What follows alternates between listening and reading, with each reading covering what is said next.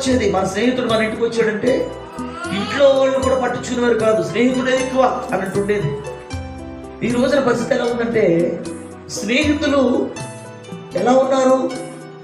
కుటుంబాలను కూల్చేవారుగా ఉన్నారు. స్నేహితులు ఆ యొక్క చెప్పిన మాటను మనసులో దాచుకోవట్లేదు, ఇంకొకరి దగ్గర చెప్తున్నారు.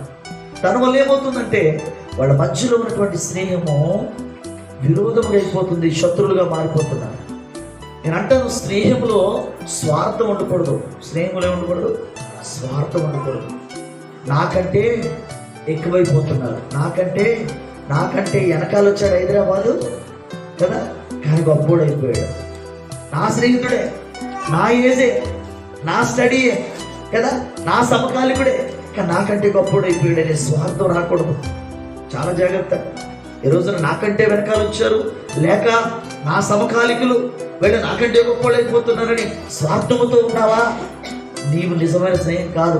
అందుకనే నిజమైన ప్రేమ ఏంటంటే తన స్నేహితుల కొరకు ప్రాణము పెడతాదంట. ఈ రోజున ప్రేమిస్తున్నా అంటారు, కానీ అది నిజమైన ప్రేమ కాదు. అవసరాన్ని బట్టి ప్రేమించే ప్రేమలు అంతేగాని పగదా నిజమైన ప్రేమలు అంటే ఎలా ఉంటాయి? ప్రాణం పెట్టినంతగా ఉంటాయి.